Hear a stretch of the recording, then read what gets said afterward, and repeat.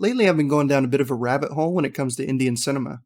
RRR was my first exposure, and ever since then, I've been introduced to a whole new world of movies that I probably never would have heard of in the United States.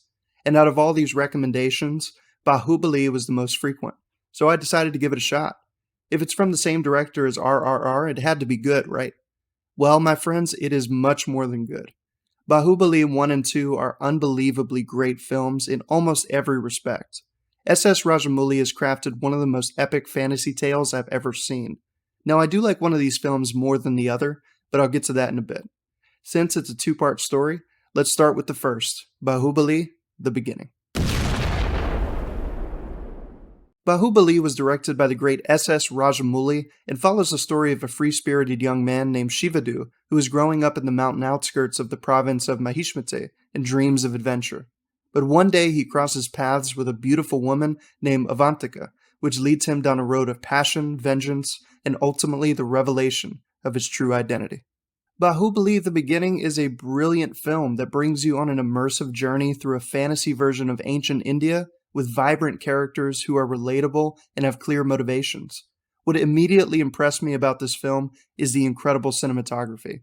There are some shots that feel like they were taken directly from a painting. This movie is a visual feast unlike anything I've ever seen before. There are also brilliant action scenes with grand senses of scale that utilize a ton of extras and real sets that make the scenes feel grounded.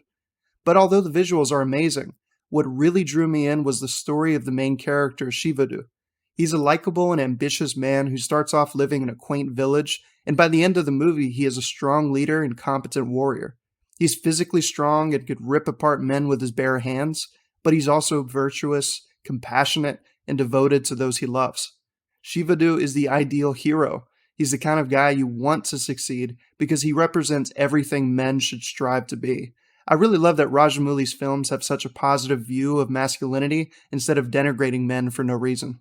Just like RRR, there are a couple dancing and singing scenes, and I really enjoyed them all, but my favorite musical sequence in the entire movie is also one of my favorite scenes in the movie period.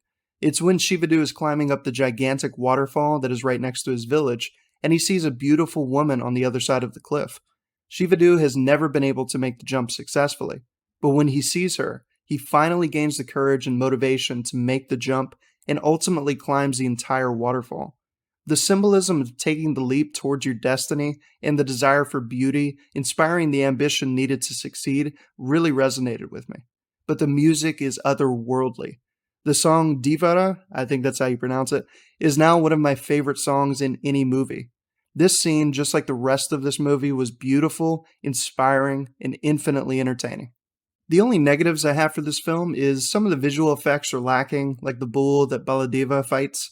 It's not horrible, it just kind of takes you out of the film because you know it's so obviously CGI. There are also some strange editing choices, where a scene will end abruptly and a new scene will begin without a whole lot of fluidity between them. But overall, these are minor nitpicks and easily overshadowed by the positive qualities of the film. Bahubali The Beginning, even at a 2-hour and 38-minute runtime, flew by because I was so invested in the story and having such a fun time watching it.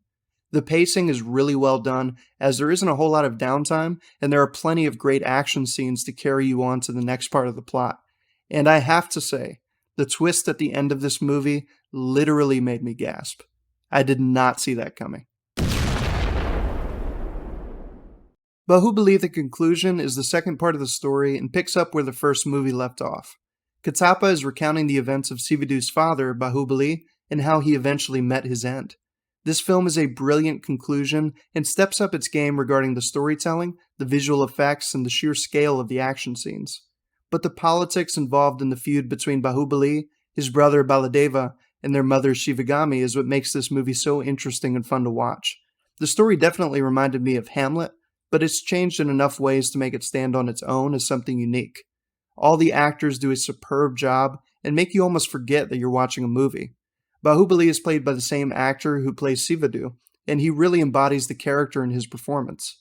Just like his son, Bahubali is a fierce warrior with unrivaled strength, but he is shown to be merciful, loyal, and humble.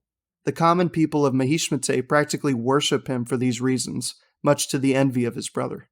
The last act of this film cuts back to Sivadu, who has now learned how his father died and the legacy he left behind. Sivadu then decides to take on the name of Bahubali and reclaim his rightful place on the throne. The battle that follows is epic in every sense of the word. There's even a scene where soldiers pile onto a bent palm tree and are launched over the castle walls, using their shields to form a kind of makeshift projectile.